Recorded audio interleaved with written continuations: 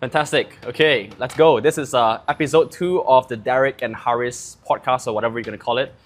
Today, we're going to talk a little bit about our journey, leaving our jobs to go into business. Now, going into business, it's a very scary ordeal. You're going to forego your salary.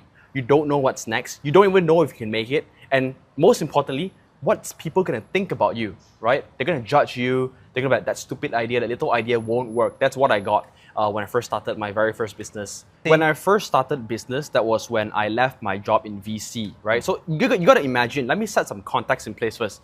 VC people are your type A guys, your alpha, investment banking, let's do deals, $1 million deals kind of thing. You come to me for money and I'll invest in you, back me. You're that kind of guy, right? They're like, I studied so hard in your top tier MBA programs and I want to make it there. So when I left that side of my career and I went into startups where I was making 1,000 ringgit per month on a lucky month, right? And I was learning to code. I remember this guy, he looked at me dead in my eye. He was like, are you for real? Damn. Like, yeah, straight up. He just looked at me and he was like, are you for real? You have balls. So he said it it was a compliment, but in a sarcastic way. It's like, you have balls to do something so stupid, so ridiculously stupid, that kind of way, right? So for me, I took it, I was like, yep, I never want to be treated this way again. I'm gonna make sure that it does well. I'm gonna make sure that I end up in a better place. And I think that, in a way, fuels a lot of my drive that I have today. So sometimes, the people who kind of belittle you and the people who kind of looks down on you, don't ignore those people. Those people can be the fuel when the going gets hard. That's my opinion. Is that something that has been constantly or has been part of a constant reminder of? No. So nothing here is constant. I think every day going through the grind of building a company, figuring things out, pivoting when we're stuck, finding the right people, building the right website. How do we get enough eyeballs to see our website? How do we build branding? How do we do collaborations? The day-to-day of running a business, I don't think about these things. But when I think about it, it's when the going gets tough. When you're like, shit, it's the 6th month now and I'm making scraping by, I'm still paying myself 1.5k ringgit per month. That's like $400, right? Which is nothing. So it's when it gets tough and you look at yourself in the mirror and you're like, do I want him to be right? Right? It's at those moments where it really matters. But no, on a day-to-day basis, I don't even think about it. It's not there. I keep it in my repository of people who wanted me to work out well. Right? My parents, for example, they gave everything for me. Do I want to disappoint them to do this thing with no income and then just be a failure and then go back? No, right? It's people who wanted me to work out well and people who, in a way, belittled me, right? These two things, right? Carrots and sticks always, right? What drives me further? Fuel and friction, right? What drives me further and what wants me to stop going further? And for me, it's just a balance between these two. And these two, if the energy was used correctly, these two can work together to push me forward. Like, what is the first thing that you did after you left your job that helped you start your first business? So unlike you, I didn't have a rapid start to my career. I didn't want to do business to begin with. I didn't leave with the idea of, I want to do business, let's go, right? I didn't have that. I left my career for another career. I left my career in finance to go into learning how to code first. So in my mind, I was like, okay, I want to build startups. I've seen success stories. I think I can tell this story again where I was really inspired by this guy, right? This guy was just a humble, simple guy that I met in a startup event. So he's probably in his late 20s and he built this software and he told me that he was making 100,000 ringgit per month passively. Damn. Just from his web application that he built with his own 2 hands, right? So that story itself really inspired me, what he told me. And the best part, he told me I could do it too. He didn't go to a degree at all. Everything was self-taught. So after meeting this guy, I started to understand hey, look, I never have I imagined a life where I could just build something with my own 2 hands and just launch it. I never imagined that. But this guy opened and planted that seed in me and he told me, you can do it, right? So for me, the first step was, because of this realization, I now understand, hey, you can self-learn skills. And hey, look at the top 10 biggest companies in S&P 500 in the US. Top 10 companies are, think about it, right? Netflix, Apple, Microsoft, whatever, right? You name it, top 10 are tech companies. So what's the one thing in common among tech companies? Software, right? Mark Zuckerberg, at the age of 21 years old, right? He built a tech company himself without a uni degree. So I'm not Mark Zuckerberg, so I always thought it wasn't doable. But once this guy told me it was doable, I was like, shit, I'm all in, right? So I was like, okay, I had no business skills, I had no marketing skills, I had no tech skills. I was like, okay, how can I make myself super useful for a great business person and I can partner with them so that they can work on the business and marketing side of things and I focus on just the software side of things. So my first thing I did was literally, I just started learning the code. I even started when I was still in the job, right? In the job, during breaks, I was coding already, right? In the job, right after work, I was coding. In the job, on the way back in the train, I had 1 hour ride to the work and back from the work, 1 hour each way. I was just listening to podcasts and listening to like people talking about their journey, learning how to code without a degree. So that really just planted the seed of I can do it too, right? Because all these people I've been seeing and hearing from, they're all very mediocre people. They're just normal day-to-day people. They're not geniuses like Mark Zuckerberg, right? So yeah, which brought me to my learning journey. For me, the whole business thing, it just came naturally, really. Like I needed money. One of my computer science friends found out that I was learning how to code and he was like, hey, could you teach me and could you help me with my interview that I'm doing next week? It was an algorithm challenge. So I was like, okay, let's do it. I helped him do it. I passed 2 out of 3 of their algorithm tests. And my friend was like, hey, could you coach me? So that's where I started making some small income, teaching one guy. Long story short, I don't want to ramble on for too long, but I eventually started coaching. He spread the word. I got more and more students from the computer science kind of niche, where they are all graduated with a CS degree, CS and IT, but they couldn't get a job. So I was there just to guide them on what they needed to learn. So back then I was learning Vue.js, I was learning some Express.js, I was doing a lot of algorithm, DOM manipulation, Tailwind CSS stuff. So I was teaching them to really get a job, you need to stand out. Step 1 of doing this is actually building stuff, right? Just going to lecture halls and doing your exams, they don't really add any value to the workforce. What can you showcase? So I really got them very quickly to start building stuff, and within a few months, most of them got their jobs already, right? And that's when I really found out there's a niche here. I made money from coaching people.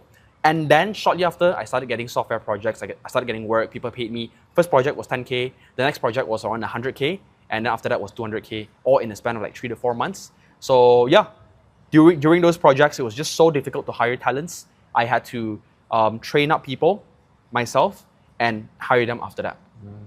So that's how I kind of got started with my journey, basically. Right. So in essence, you like wanted to start your own software business. So I didn't want to do it. Okay. Everything just happened. Just like it like stumbled. It just stumbled, yeah. Right? I started getting students, then my mentor back then, I met Ming. You met Ming before, right? Ming was my mentor back then. He was just another guy, another self-taught developer, and me and him, we vibe pretty well. We were very much into the, break things and move fast and break things kind of mindset, right? We were very influenced by the Silicon Valley kind of startup methodology about building things that people want, right? Solving a real problem. We were very much into that whole scene. So we worked together and we started like a community of people learning to code together. And that was really how I started. Let's not go so far into where we got projects and all that, right? The first really cash flow coming in was a community of people where I was something like the champion, where I was sharing the idea of you can do it too. Any skills you want in your life, you're able to learn it up yourself. With most skills you want in life can be self-taught. That was the kind of mandate that I had. So I was doing a lot of content around that niche. We were making not a lot of money, but it was good enough to kind of pay the bills. Now, one person was paying around 300 ringgit per month. So in dollars, it's like less than $100 around there. Yeah. And we had like 30 people per month. So it was recurring 30 people every month and growing. Right. We were growing the community that way. Back then, a lot of people resonated with the message because they were all stuck in their jobs.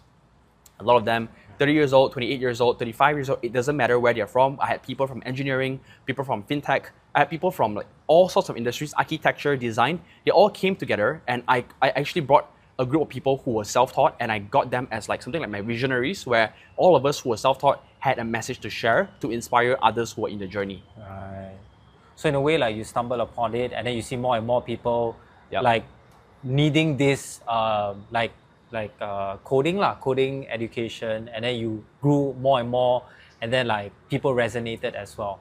I think that's nice, like community driven. Yeah, community driven. It's not very like, it is very like, it seems when you say it seems very natural. It naturally happened. Do you feel like it felt like that? Yeah. Right? Yeah. It's just so organic. I think I was just posting our events online. I People don't know if started you coming. know, but I actually stalked you since then also. Ah, really? Really. I saw the 300 ringgit per month kind of thing. Oh, No, I'm really? not kidding. Flutter. So you like thought all of this. I was Oh, like, yeah. interesting. How are you gonna do this? I was We like, had a class for cybersecurity, for Flutter, Yeah. for web development, for Yeah. data analytics, for data science. So there was like It's a a learning lot. path for everybody. Yeah. So depending on what kind of path you want to go on. Right. So in the end, we settled for web development because that was the most profitable route. And I felt like that was the easiest route to really get some form of monetizable success, right? So yeah, it was just really organic. We just posted online. It was like we spent a little bit on ads, like to be real.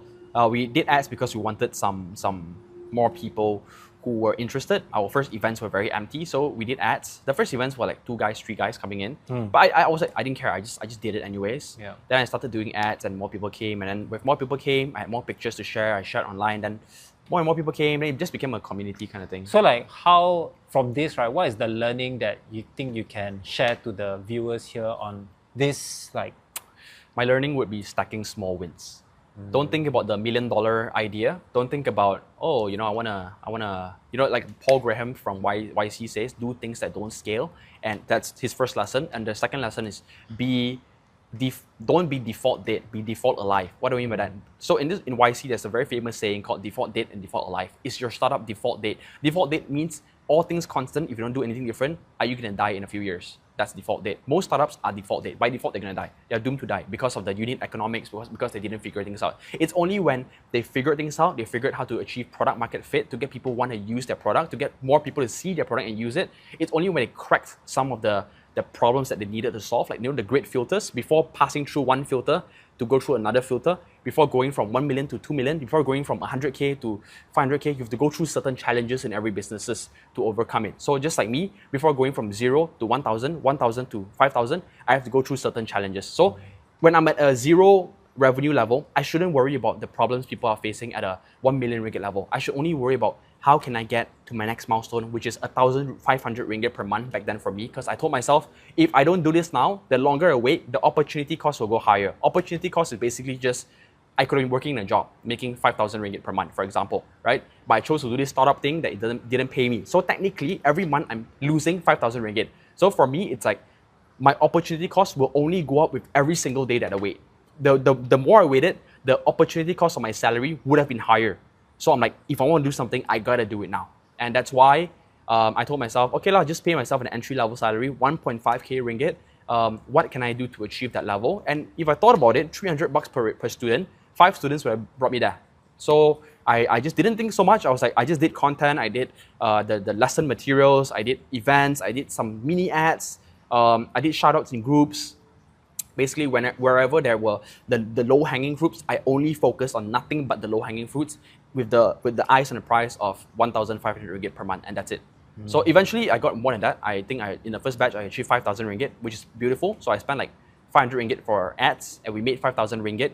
So I didn't even pay myself in the first few months. I just keep on rolling that revenue until we had a sizable chunk. I think I forgot how much we had. I think it was like around 40K in the bank. Then I started paying myself 1.5K ringgit per month. This was when I first started, like I don't know how many years ago. This was like 2022. Yeah. 2021. Yeah. 20, oh, that's 3 years ago. 2020 actually. Sorry. Okay, 2020. 4 years ago. Yeah. Yeah. So I think like small wins, I think helps a lot, because when you just started out, it's a lot of losing. I feel like a lot of losing. So like in a way, you have to motivate yourself lah. I feel like, cause it's not all wins, to be honest. Like we might share that it looks like it's all wins. But No, that's because that's the only thing that worked out, and that's why we're sharing that, right? The 99 things didn't work out, and I was just somehow lucky to find the one thing that has worked out. I'm not going to talk about the 99 things that didn't work out because it's just too many things, and I don't really remember now because we just keep learning.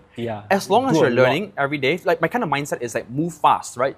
If you move fast and make mistakes fast, there's only 2 rules in my company, right? You make mistakes as fast as possible, and that's rule number 1. Rule number 2, don't repeat them, right? If you make mistakes and you don't repeat them, over time you're going to figure out a path that worked out, that didn't fail. And once you found that one path that didn't fail, okay, keep it safely and keep exploring what are some other more profitable paths that you can explore. That's how I kind of segmentize my brain lah. In terms of exploration and covering your base. Don't worry so much about the viewers. It's about us reflecting on our journey, right? True This lah, video true is lah. about how did we take the plunge, right? Because taking the plunge is always the toughest part, right? Would I know that I would have made 350k ringgit per month? I didn't expect this. I mean, I knew someday I would get somewhere. I know someday I'm gonna make it big, way bigger than what I'm at right now. I know it. I just know it. I see it because I know every single day, as long as you're improving every day and you don't make mistakes that, if I make a small mistake in this 10 ringgit ad, it doesn't affect me, right? But if I go all in and work with an influencer there's a term for and I that. pay them like everything in my bank, hoping that will work out, and it didn't work out, I would have died, right? So if I continue improving every single day and I don't make this kind of like company-ending, world-ending mistakes, I could technically go on forever, right? Yeah. Of course, it depends on the kind of game that you're playing. In my game, I'm in somewhat the service industry. I'm in somewhat the profitable money in today kind of industry. So it's like, if I'm able to maintain green every month and learn while I'm maintaining green and delegate and build systems and building assets that can continue building on top of each other instead of just doing operational work every single day, I'm learning and growing and maintaining green. At some point, this little asset I'm building will be so big that it's on its own, it's able to sell, which is where we got Sigma School today, right? When we started off, we had nothing. Now we have a freaking solid curriculum. We have a learning platform. We have 20 hiring partners. The beautiful part is we have 200 plus students. We have like 30 plus, 40 plus success stories of before and after, right? This guy went from 20-year-old guy who was working in 7-Eleven to now working in the US. We have success stories like this that are going to be there forever. We have like 200 reviews on Google, 5-star reviews, and like Cost Report, which is another review platform. We have so many reviews that these things, they stack on top of each other. I know that I don't need to rush to 100 reviews. If I could get 1 review a day, in a year, I would have 300 reviews. So these kind of things, for me, it's like, can I just stay default alive? Default alive meaning if all things constant, I am going to stay alive. Can I stay default alive while stacking assets every single day? If I can do this, right, then basically I won't die, right? Unless I want to start scaling and spend a lot of money on ads and all that, which is topic for another day. I think that might be my next level if I want to scale things To the next level. level, right? Yeah. So now we're at like 2M plus ringgit, right? If I want to go to 20M, I'm probably gonna have to do something that is different from what I'm doing today. Alright. But what I'm doing today, I'm comfortable, and I could make sure, most importantly, the team that I have now, they're happy, they're fulfilled, they're learning, and they are stable, right? They left their careers or whatever to come and join me. For me, my main priority is, can I make sure that they get the most out of their experience when they're with me? And if I can do that, I think I'm happy.